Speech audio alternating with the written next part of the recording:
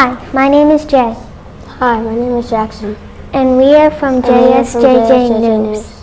Today, we will be introducing 4 different research topics you might not know about. Some including Jay with Disney, Sean with Giants, Pandas, Jackson with Stephen Curry, and Jacob with LeBron James. So let's not waste any time and get right into it. So now introducing Jay with Disney. Thanks, Jackson. Hi, my name is Jay Burnell, and I'm going to be telling you about Disney. Have you ever wondered how it started and how it became to where it is today? I guarantee you will learn something new that you never knew before about Disney. Stop wasting time and jump into the magic. Most people always have a magical experience at Disney. You may catch yourself wondering, how did the magic begin? I will tell you where it all started. Well, first let's take it back to 1901 in Chicago when Walt Disney was born. Walt moved to Missouri when he was only 4 years old. Walt grew up around many different theme parks while living in Missouri. That is where he discovered his love of fantasy, imagination, and animations.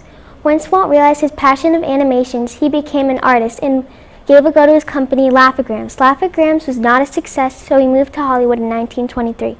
Once Walt moved to Hollywood, he began to make his own animations. Now fast forward to 1928, when the first ever Mickey Mouse was introduced to the world. Once Mickey Mouse became successful, Walt Disney's career took off and everyone began to know his name. That's where the magic begins. Bippity boppity boo. Walt Disney had made his own theme park known as Disney, and it was crowded with visitors always, from back of the park to the front. It was always busy. You may not know, but they have memorizing attractions. You will never forget some of these. Some include Cinderella's Castle. Being one of the most popular things at Disneyland, this castle still stands today at a whopping 185 feet tall. You can find this memorizing piece of art in the Disney park. Another attraction pulling the visitors is Epcot. This park makes it so you can travel all around the world by just staying in one place. You can see different cultures from around the world. You may want to be cautious though. While visiting these places, you may experience a traffic jam from the 10,828,000 people in the parks with you. Also in Epcot, you may see 32,322 people along beside you. When you visit Animal Kingdom, a lot of people love animals, so you're looking about 29,923 people as well. And then you try to skip to Hollywood Studios, but it won't do you much good either, because there's about 29,666 people there as well. While visiting these parks, although Disney is very busy, it is one of Walt Disney's greatest accomplishments in life, so make sure you check it out. The only reason you may recognize Walt Disney is from his famous animation Mickey Mouse, but he should actually be known for so much more than that. Walt Disney is famous for his heartwarming productions with an important message. For example, Lilo and Stitch. This production, Stitch proves that you don't have to be human to have a big heart. Lilo teaches Stitch that you don't always have to be so bad, and good things can come out of being good as well. Lilo taught Stitch about Ohana and how that means family, and family means no one is left behind or forgotten. Therefore, the theme of the story, a character yearns for a goal with help of its friends or family and ventures into a world and seek and learn to appreciate their loved ones along the way.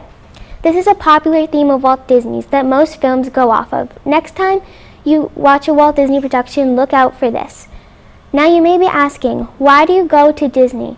Why would you go with your family? No, it's not so you can get a Mickey hat or a Minnie doll. It's because you will create a beautiful memory that will last a lifetime. A memory when you have is fun and makes memories equals a healthy memory and a healthy family relationship. The important thing to remember is a strong memory goes a long way and will make a difference in any day. Now you're all loaded up on Disney information about how Disney began and cool places to visit. Disney productions with meaning and why people visit Disney. I hope you enjoyed the magic of this, and I hope to see you in the magical world of Disney real soon. Back to you in the studio. Wow, I never knew so much about Disney. Thanks, Jay. Now moving on to Jackson with Stephen Curry. Hi, I'm Jackson. This is my report on Stephen Curry. Did you know that Stephen Curry has accomplished the MVP award 2 times in the 2014 season and in the 2016 season? He has also achieved NBA All-Star in 2014, 2016, 2017, and in the 2018 and 19 seasons. Another award that Stephen Curry has achieved is that he has the 3 NBA championship titles. Also, a fun fact about Stephen Curry is that he ranks first among NBA players in career playoff three-pointer field goals made, which is 386. Stephen Curry was also born in the same hospital as LeBron James in Akron, Ohio. Wow, isn't that cool? Warrior Stephen Curry played 74 games and made a 3-point on every single one. Stephen Curry established a new single-season record for free throws, 90.934, surpassing the previous mark of .924 by Rick Barry. Curry sustained a sprained ankle while practicing with the national team that lingered for the next 2 seasons and received surgery on that ankle. In 2014-2015, he made 286 three-pointers while leading the Warriors to an NBA best 67 wins and 15 losses, and was named the league's most valuable player, MVP. Also, Stephen Curry is the leading three-pointer on field goals scored, 324. For the 5th season, the Warriors led the NBA in wins. Back in 2015, Stephen Curry won the best NBA player. Stephen Curry has siblings that also play sports. For example, his brother Steph Curry is also an NBA player on Portland Trail Blazers, and his sister Shyla Curry is a volleyball player. Also, and there's Steph Curry's dad, Del Curry. Del was a sharp arm at long-range shots. Maybe that's where Curry gets his three-pointers from. Moving on. Another award broken by Stephen Curry is that he holds most three-pointers made in the game, which is 13. That was my report on Stephen Curry. Thanks for listening. Back to you. How cool. I never know he won 3 NBA awards. Now moving on to Sean with giant pandas. A lot of people think that giant pandas are herbivores, but did you know giant pandas are actually omnivores? Well, it's true.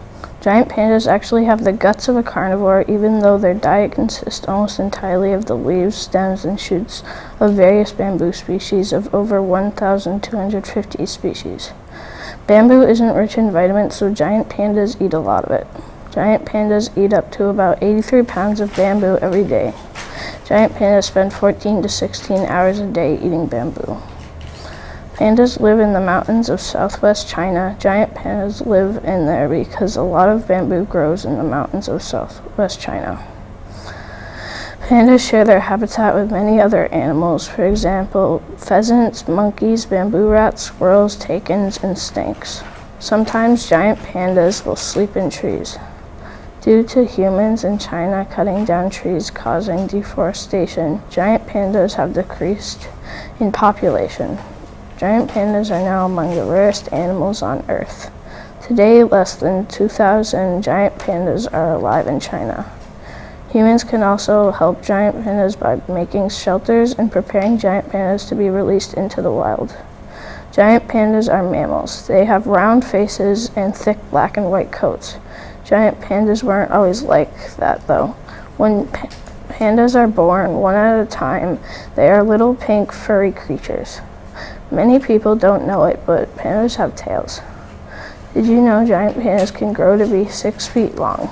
Also, giant pandas can run a whopping 20 miles per hour, but don't even travel half a mile every day. Pandas can live for about 20 years and weigh more than 220 pounds. Giant pandas like to do somersaults and roll down hills.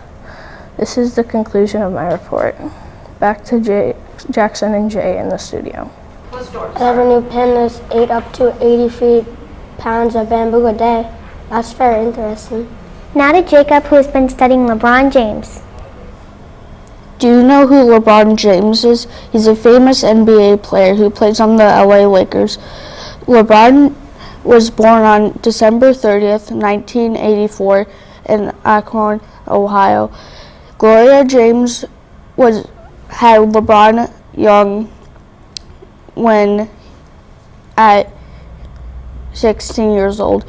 LeBron never knew his dad. He only had his grandma and mom.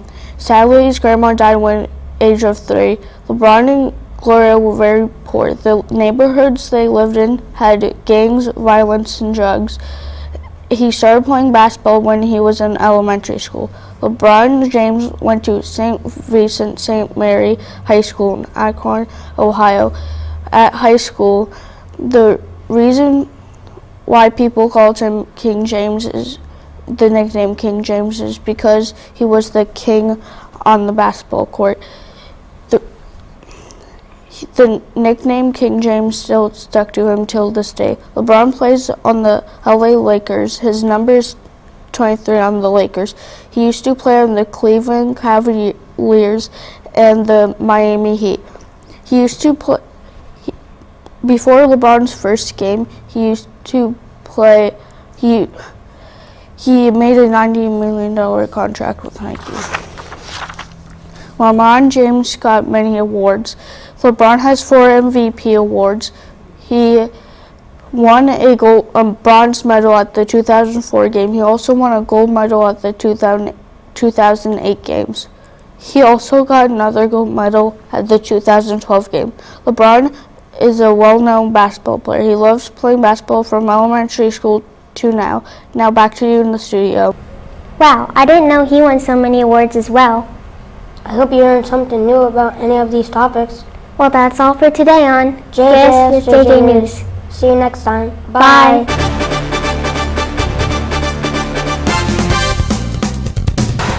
Welcome to DCLH News, the news channel that brings you up to date on everything interesting. I'm Caden. And I'm Evie. Now first up we have Chloe talking about desert finches. Take it away, Chloe. Did you know that when you see a desert finch, you can get really close and touch it? The desert finch habitat is on a tree or on the ground. You can find the desert finch at the western and southern hemisphere. The desert finch is usually seen in pairs. The nest is made out of weed, stems, grass, and twigs. The nest can be lined out with feathers or wool. The desert finch nests in the springtime in fruit trees. Their habitat is arid land, open plains, and lowland.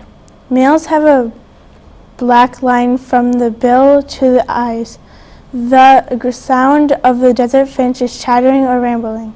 The finch mostly eats small seeds, buds, shoots, and some insects.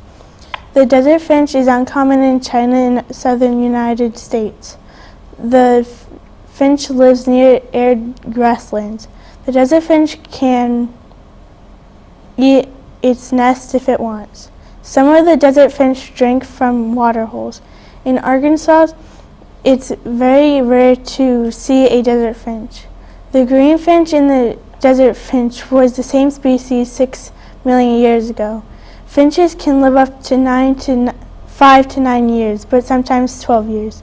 The wingspan of the desert finch is 26 centimeters and 10 inches. Each of the wings have a slash of rosy pink and white and the rest black.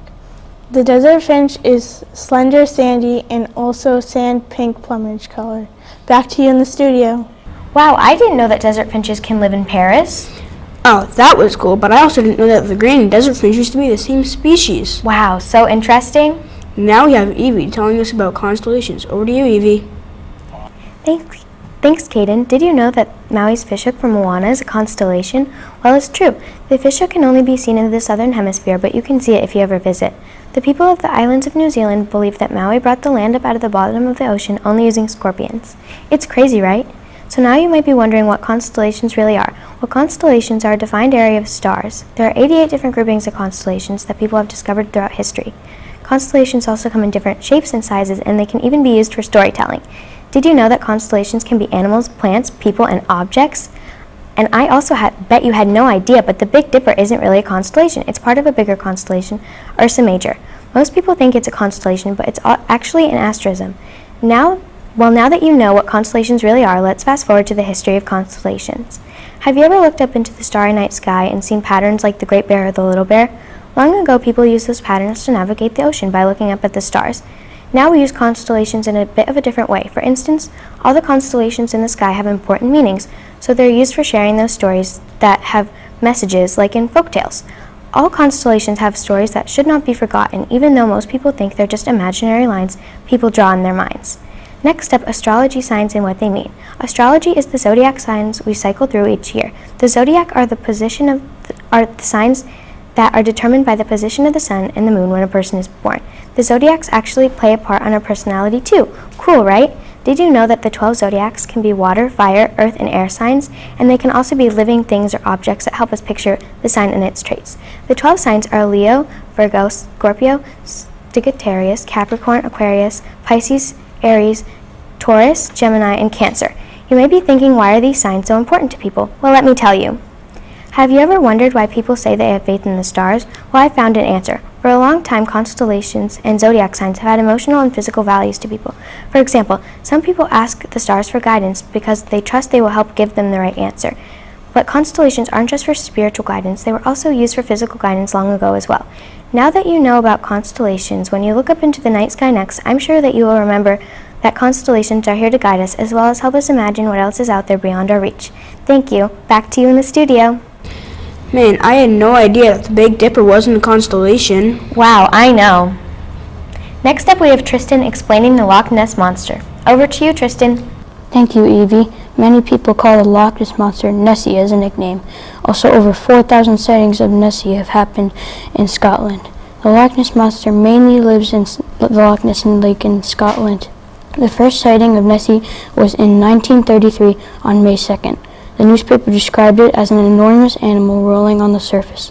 Newspapers also said that if you caught it and sent it to the circus, they'd offer you £20,000. Many people quit their jobs just to look for Nessie. There was even legal businesses looking for Nessie. These companies use special technology such as sonar. Sonar is short for sound navigation and ranging. When sonar is active, it can emit a pulse or signal of sound into the water. If it hits something, it will show you the image of what it hit. The first sonar image of Nessie happened in the early 1970s. Fun fact, Nessie is about 6 feet long.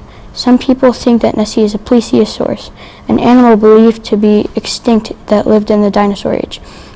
Many people even tried to hunt down Nessie. Although the Loch Ness Monster has lived in the lake for nearly 2,000 years, in my opinion, the Loch Ness Monster is something that should be kept alive instead of hunted. Back to the studio. That's so cool. There were over 4,000 sightings of the Loch Ness Monster, right, Caden? Yeah, that's awesome. Now here's the girl talking about the most important part of your body. Kendall, take it away. Thanks, Caden. Lub-dub, lub-dub, lub-dub. That is the sound of your heart beating. Did you know that the heart beats about 100,000 times a day? Wow. That is tons of work. That is tons of hard work for the heart. Without a heart, you would not be able to live because there would be no blood flowing throughout your body. That means your heart is very important and very special. Clinical significances can be very harmful and life-threatening to the human heart. What are clinical significances? Clinical significances means things that can affect your heart similar to how diseases can. Some heart diseases include arrhythmia, heart valve disease, coronary artery disease, heart failure, and sadly, many more. Strawberries, raspberries, tomatoes, watermelon, and red grapes. These are all very good for your heart, including dance. Dance is very good for your heart. Just dance your way to heart health. It combines muscle strength, cardio exercise, and the combination relieves stress. Finally, a health-related excuse to sleep in. Studies show sleeping in 1 to 2 extra hours is really good for your heart. Thanks for listening. Stay heart healthy. Back to you in the studio. Wow, I had no idea that the heart beats 100,000 times per day. How about you? No, me neither. Imagine being that scientist. Counting all those heartbeats? No way. Finally, we have Caden talking about the history of baseball. Thanks, Evie. Did you know Abner Doubleday didn't really invent baseball? The story of Abner Doubleday is so fake, it's not even in the ballpark. In 1846, Alexander Cartwright made a list of 20 rules. Soon, those rules would make the game a very popular sport called baseball. Now, Cartwright is credited for inventing baseball. In the mid to late 1800s, the first teams in the history had been forming together to make the first baseball league, the National League. Back then, they would play a 56-game season, but now they play a huge season of 162 games. Also, in 1901, the American League was formed. In 1903, the first World Series was closing with the final score being 5-3. At the end, Boston Red Sox beat the Pittsburgh Pirates. It was a long game, but the Red Sox pushed through for final victory. Over the course of several decades, the rules have changed significantly in order to make baseball a safer, funner sport. Most of the rules that were added and changed were safety rules. For batters, you need to wear a batting helmet with an extension to protect the side of your face, and an ankle guard is optional. A fielder needs to wear a hat so you can see the ball in the sun. A catcher needs to wear 2 leg guards, one for each leg, a helmet with a face guard, and a chest plate and a padded glove. That's a wrap. I hope you enjoyed the history of baseball. Back to you in the studio. So interesting. I had no idea that Abner Doubleday didn't really invent baseball. I know, right? That's the end for today. Thank you for watching us talk about interesting topics with interesting people. Hope to see you soon. See you next time on DCLH News.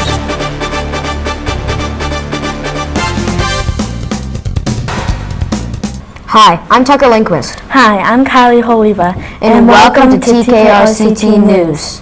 Today we will be learning about forging a sword, scoring in gymnastics, service dogs, Shaquille O'Neal. and Shaquem Griffin. Now on to Tucker with forging a sword. Thanks, Kylie. Have you ever wondered how people used to make swords? If so, look no further, for I shall tell you. The sword originated in ancient Egypt, evolving from the dagger in 1600 BC. After word got out that there was a long dagger or a sword, many people tried to make a more daunting one. In 1500 BC, the Egyptians created the khopesh. The sword had a curved blade for taking the weapon out of the opponent's hands and stabbing them. The long sword originated in Europe in the year 1350. The sword was named for its long handle and double-sided blade. When people made swords, they used a process called the forging process. They stuck a piece of metal into the forge and let it turn red hot. The forge is a small furnace that heats up to 3,590 degrees Fahrenheit. Then, they took it out of the forge and hammered it into the shape they wanted. Once it was in the shape they wanted, they pressed the blade against a big circular rock that is spun on an axle. That sharpened the blade and evened it out. Then, they put it back into the forge. This time, they took it out and dipped it into a barrel of water to quench the metal and make it harder. Then, for the last couple steps, they wrapped the handle in leather after adding the guard and then put on the pommel.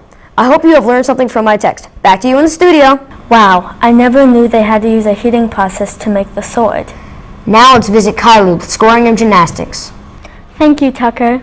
Did you know that gymnastics is 3,000 years old? Scoring gymnastics has a lot of requirements, including taking multiple tests and quizzes and choosing what panel you want to be on. Also, it can be really expensive to be an official judge. When you are getting judged in gymnastics, you are getting judged by 3 panels of judges. The first panel is called the D panel. The D stands for difficulty. The first panel starts with 0 and then adds points and tenths. If the gymnast meets requirements, the D panel is a 2-judge panel. The second panel is called the E panel. The E stands for execution. The second panel is a 5-judge panel. The panel starts with 10 and deducts off of that. The third panel is a 2-judge panel, like the D panel. The third panel is a reference panel. So they spot check panel D score and panel E score. They make sure they are correct. It takes a lot of hard work and perseverance to become a judge. There are many exams, writing pieces, and long hours if you want to become a judge. And if you are younger than 18, you must be on the junior professional member of the USA Gymnastics. They recommend you going to clinics or regional congress. They also have to take a criminal background check. The judges have to take a test every 4 years. Now let's talk about how much money the judges make. How much judges get paid varies on what level you judge. Typically, the national and brevet judges get paid on the higher side of the spectrum. So if you want to make good money and also be a gymnastics judge, I would recommend being one of those judges. Thank you for listening to my report, and I hope you enjoyed, and hopefully have decided what you want to be when you grow up. Back to you guys in the studio.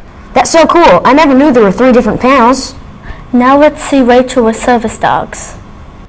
Thanks, Kylie. Hi, I'm Rachel. I'm here to tell you about service dogs. Have you ever heard of a service dog? If you have or even had, I'm going to tell you a little bit about them.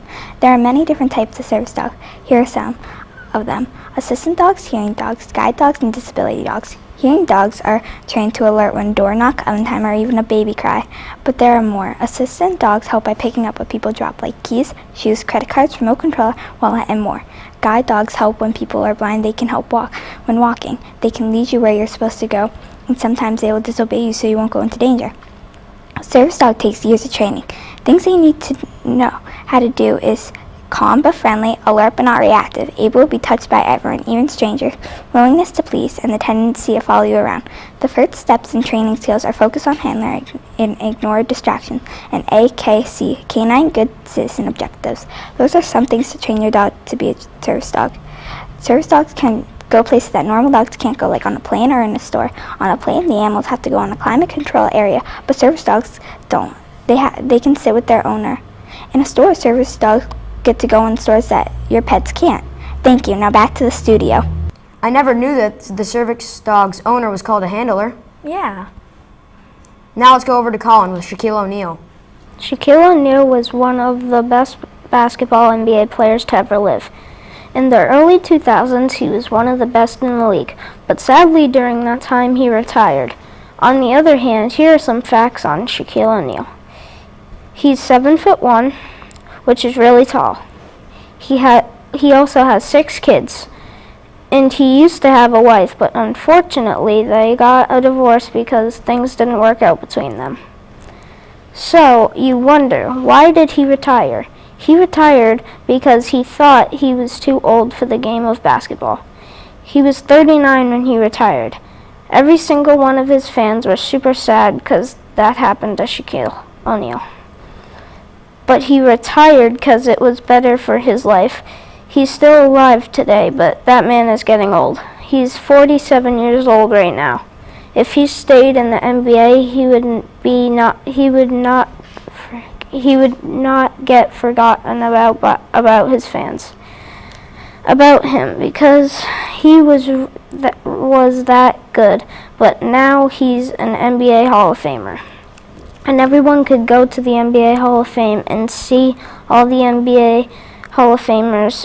It's in Springfield, Massachusetts. Whenever a basketball player goes to the NBA Hall of Fame, that means they are good at basketball. And they retire, they go to the NBA Hall of Fame to get their picture on the wall. Back to you in the studio. That's amazing. I didn't know anybody could be 7'1". Now let's pop on over to Tyler on Century Field with Shaquem Griffin. Thanks, Kylie. Have you ever wondered what happened to Shaquem Griffin's left hand? When Shaquem Griffin was born, he didn't have a full left hand. He doesn't have a full left hand because he was born with amniotic band syndrome. Since his left hand didn't fully develop, it left him in constant pain. Because of the pain, he had his hand amputated at age 4. Now he is the first and only one-handed player in the NFL. During the 2018 NFL Draft Combine, Shaquem Griffin got 4.38 seconds, which is the fastest time for a linebacker. Also, he got 117 inches in the broad jump, 20 reps in the bench press, and scored a 5.43 prospect grade. During the draft, he was picked by the Seattle Seahawks as pick 4 in round 5. Shaquem's family includes of himself, his twin brother Shaquille, his mom Tangi Griffin, and his dad Terry Griffin. During Shaquem's life, his dad was very helpful and supportive. His dad taught him to dream big and work big. Also, his dad trained him every day at night. He would go make Shaquem and Shaquille do push-ups before going to bed. Shaquem's mom was also very helpful and supportive. His mom and dad would go to every game to cheer him on and Shaquille on.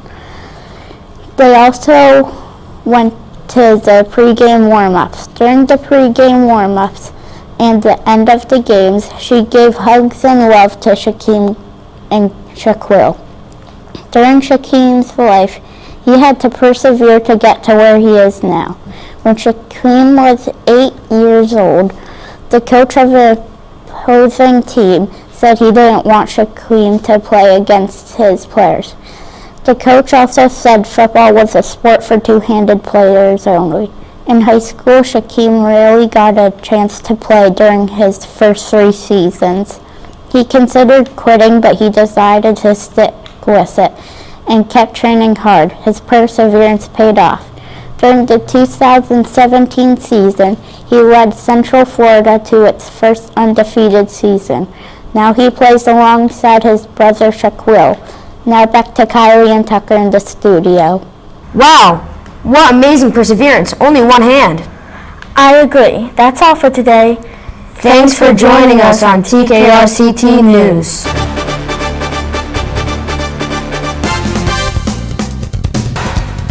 Hi, welcome to JMSKC News. Today you will see a number of great presentations.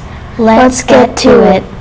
Running into the studio is Mackenzie talking about Wilma Rudolph. Hi, I'm Mackenzie Dano, and I'm going to be telling you about Wilma Rudolph. Have you ever second-guessed yourself about signing up for track or cross country for your school? Well, if you have, then you should really consider learning about Wilma Rudolph. Let me tell you about her. When Wilma was young, she had very little friends because she was always stuck inside while her siblings played outside. It was because she had polio. Wilma only had a radio and her mother to keep her entertained.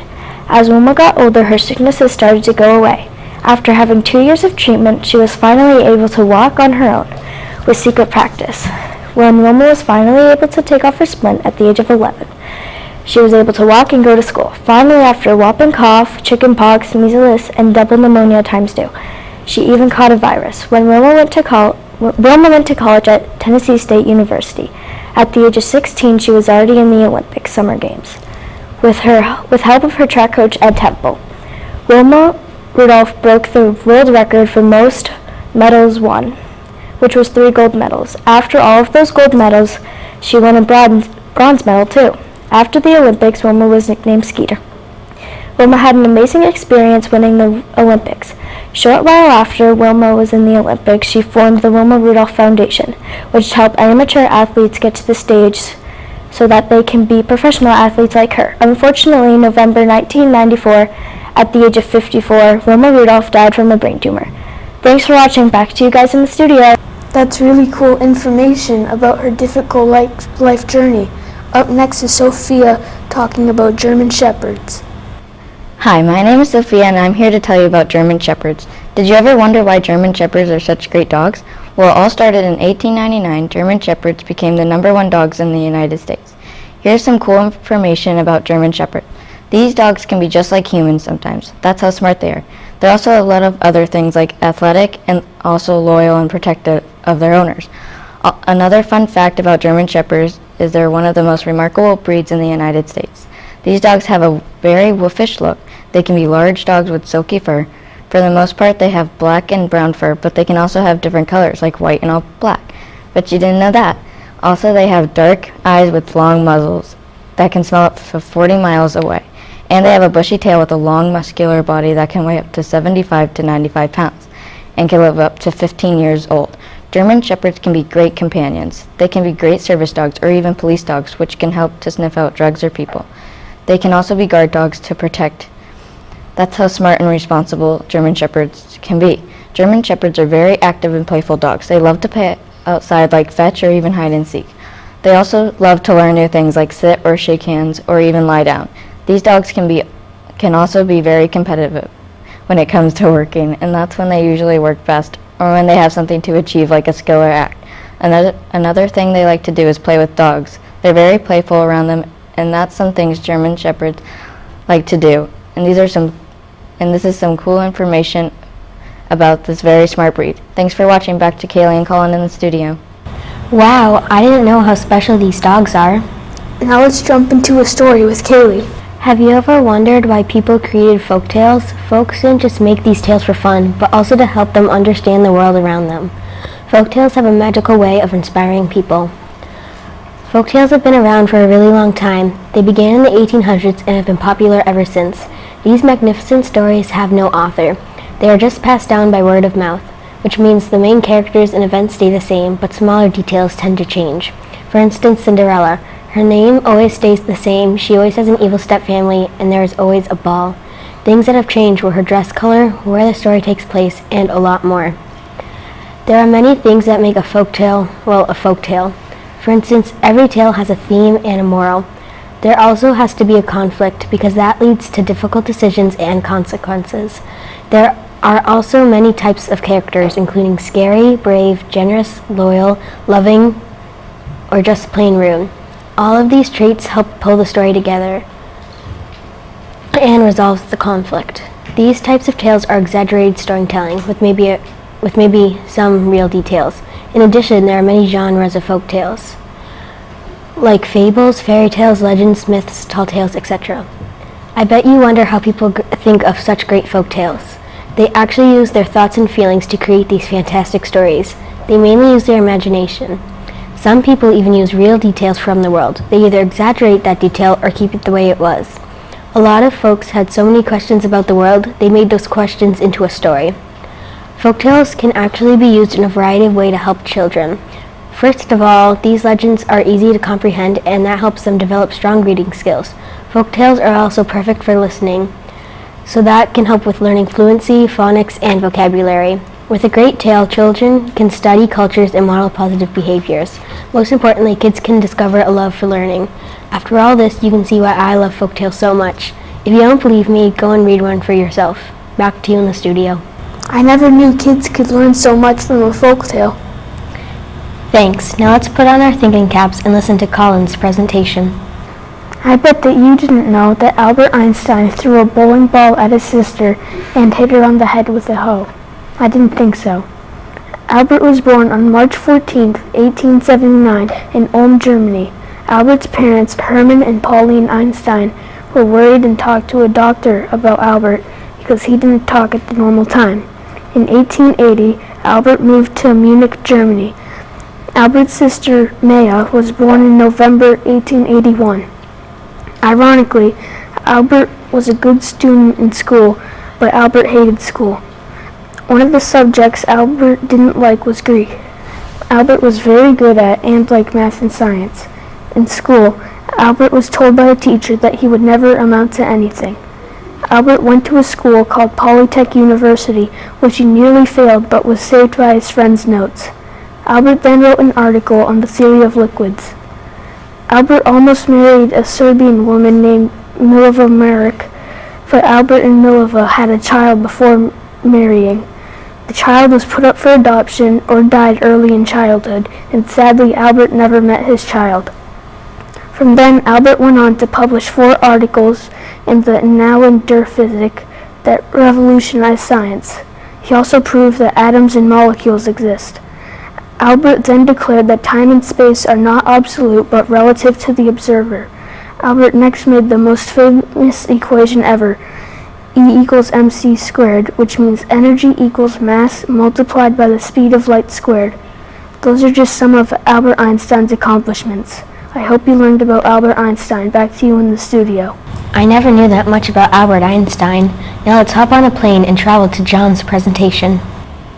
Orlando, Florida is a very popular place and is known for its theme parks and activities, including Universal, Disney, and many other attractions. Another reason Orlando, Florida is popular is because of all the nice weather and it's almost never cold there.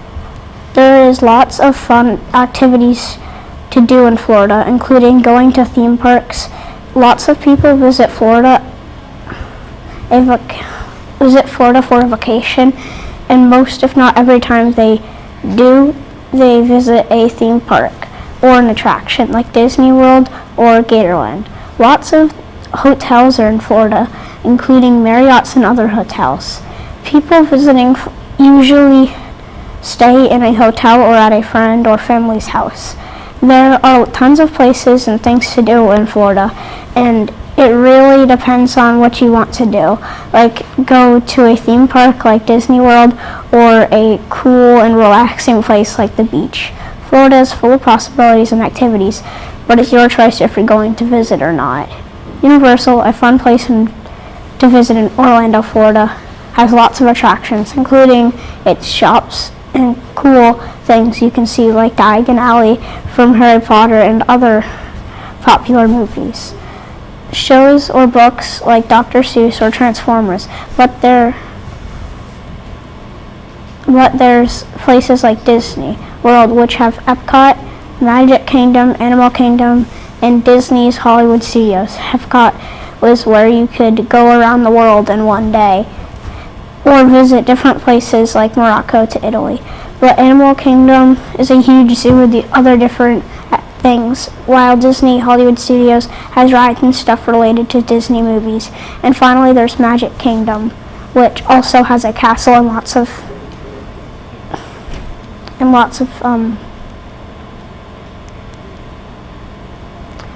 cool things you can do. This is why Florida is such a popular place to visit and why lots of people go there. Wow, now I really want to visit Florida. Hi, my name is Darian Walker, and I'm going to tell you some of the history of transportation. Do you know the very first motor vehicle is the Benz motor wagon? The Benz motor wagon was made in 1885. In 1886, Carlos Benz invention was patented. By the 1900s, Benz made about 600 cars in 1 year. And then Gano P. DeLamer made a better engine, then used it to make the first motorcycle. In 1925, Chrysler established, finishing out the Big Three. The Big Three is 3 car brands with the most cars made in the U.S. The 3 are Ford, GM, and Chrysler. Back to the studio. Thank you for watching JMSKC News. Have a great day.